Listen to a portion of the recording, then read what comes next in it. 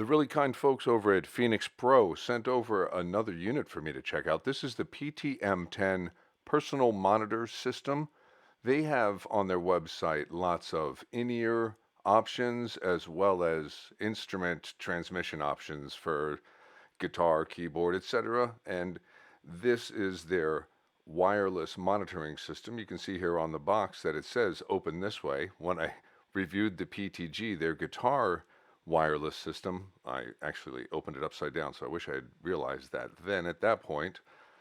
But good to know. That's a nice little touch. And again, since it's a rack unit, it comes with rack ears so that you can put it in your rack, either left or right, depending on how you want it oriented in the rack. I'm going to end up mounting it to the left. There's the actual unit. Comes covered in plastic to keep the dust out. Comes with a power supply.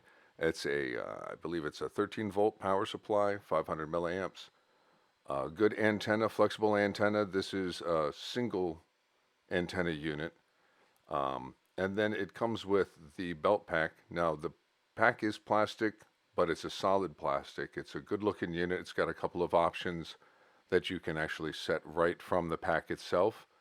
And you'll use this pack to sync up to the actual transmitter unit right here.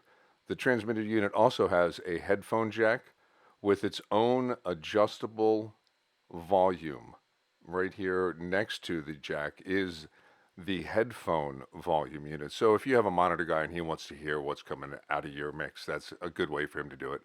The back, it has dual inputs. This is the stereo unit. They do have a mono version, but they are XLR and TRS, so you can put XLR or TRS in there. And very important, there's a pad, a minus 12 dB pad there on the back of the unit.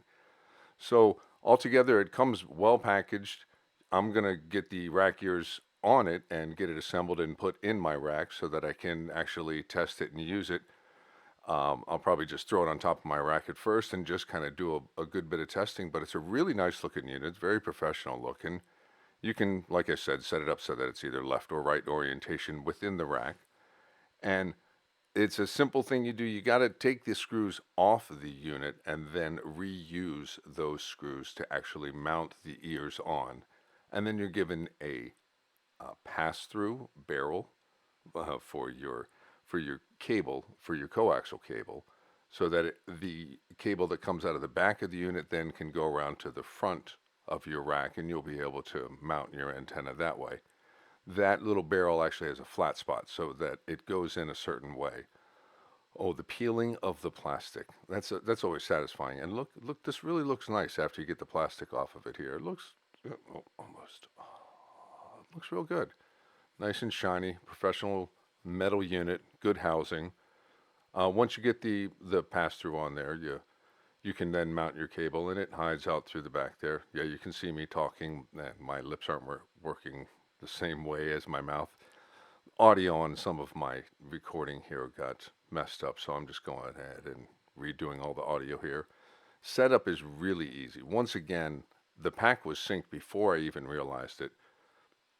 I had already done it. Once you hold the unit up and hit the middle of the three buttons there, the first option is set, and then you can hit up and it will sync to the unit when it's really close. Then you can go through and you can select your groups and your channel area, and it depends on which unit you get, but I have the 900 range. The variety of ranges, I guess, will vary depending on your location and what's available for you.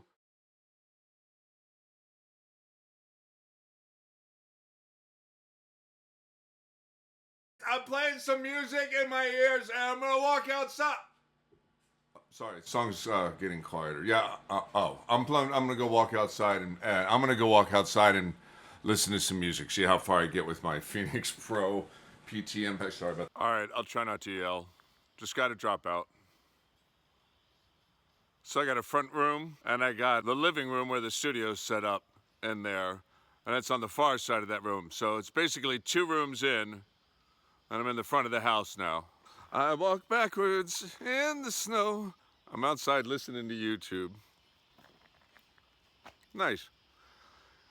It's a little cold, otherwise I'd be out here playing guitar. So maybe 120 feet, something like that, through a couple of walls. That's pretty good. Pretty sure at the beginning of the video you're going to see a big old beard on me, more likely than not. I've spent about a week with the Phenyx Pro PTM-10.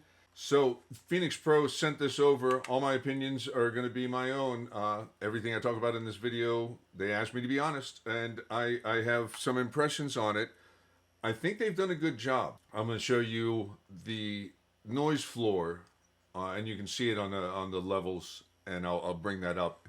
My camera might kind of slow down at that point because my laptop is old and it has trouble capturing a bunch of things, but I'll try to do my best to show you. It's easy to get the levels set and balanced once I recommend turning the pad on the rack piece itself. And then once you do that, the noise floor goes considerably lower. And then you'll be able to adjust the volume at your pack and at the unit, which I think is a nice feature. I'll show you real quick how I can monitor the internal sounds of my Akai into my in-ears through my interface. And then I'll show you on the interface volume level control where you'll see that noise floor up high and then a drop as soon as I put the pad in. Okay, so a quick look at the pack here. I have a couple of batteries in there. They did provide batteries for me, but I swapped them out. I actually thought that it had died. What's interesting is I thought the batteries had died on me. You'll hold the button down on the top there and it will turn the pack on and it will display the frequency range that you and the units are synced to. And it will go off in order to save battery life. See, it's just kind of gone off for me. So now the LED is not displayed, and that'll help preserve the battery life. If you hit this set button, it allows you to adjust the balance, and then you could hit the left or right button there to get it however you need it. I have it set to 0, and if you hold that set button down, you have your EQ on or off section, and you have a limiting section. You have your FO. We want it in FO off so that we will be getting stereo. I can kick it over to on and it will turn the system into a mono system if that's what you want. And then it has a lock option. So, and then hit it one more time and it comes out of that and then immediately goes off. So right now I have an 1/8 inch monitoring the output of this unit. And I want to just kind of show you the output options. It does have a dial on the unit so you can bring the volume up or down, and then it also has a dial on the pack here so you can get it to the proper level that you want. I have a keyboard set up, so we're going to hear the keyboard through this pack.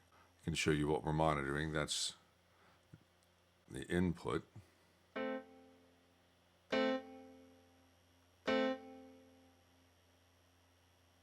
And now if I turn the pad off, you can see that noise floor is much higher.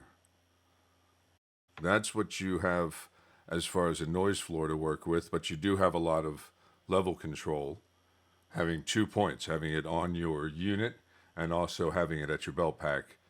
It will help you get to a point where you can dial in that sound. So I just wanted you to see that noise floor. You will have some noise floor to deal with if you don't turn that pad on. It's a minus 12 dB pad, so it helps bring the overall level down going into the unit, thus decreasing all the noise going into the unit, and gives you a little more room to work into your interface or your mixer.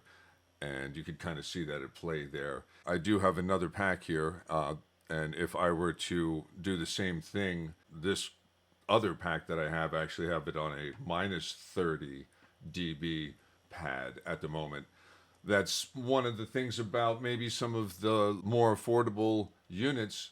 You're going to end up having maybe a little less options in that range. I only have one set of pads, but I do have a couple of points where then I can work with levels. Whereas a more professional unit, you might end up with a lot of levels of padding and level adjustment within the structure. But I think Phenyx Pro has done a good job of giving you something that will work in a variety of circumstances. I think all in all, Phenyx Pro has done a pretty good job with the PTM-10 stereo setup that they have as an option. They also have a mono version. I'll leave a link below. It'll be an affiliate link. Any purchase you make from that link will help the channel out. And they do have the discount code available. Use all caps DD Guitar at the checkout, and it'll give you another 5% off on your sale. I think sometimes they run other coupons and stuff. So sign up on their website and you can get on their emailing list and see when their sales are and their specials are. After running through and messing with this for a while, it took me a little bit to understand that I definitely had to have the pad on. All of my other in-ear units have different options and different levels, and it's nice to at least have one pad to reduce that incoming noise and then balance your levels from there. It was pretty easy to get a good level into my unit and hear what I wanted. I imagine this would be great for a drummer or somebody who really has good in ears. Anybody who has really good in ears is like molds that they're going to be able to block all of the outside noise with. They could then sit and tweak the levels a little bit better. I could get my more expensive units a little louder all around, but those units are 3 times the price of what you're going to pay for this. But you do have to understand that those are going to be some of the sacrifices you're going to make. Less padding options and maybe not quite as hot of an output, but you will hear what you're sending to your ears with these units. And I think that they'd be great for even churches or places where you might not want to spend a lot of money, like a school. You don't want to spend a whole bunch of money, but you need a few of these kind of systems kicking around. They would probably really benefit great from units like this. And the ease of use, I mean, I literally pulled up the channels that are available in my area and then hit the IR sync, and boom, they were synced. It's just like the other video. It's really simple. It happens like that. If you saw my PTG video, then you know that I had it synced so quickly that I didn't even realize it at first. And it's the same thing with this. You literally hold it right up to your transmitter on in your rack, and this just sees it.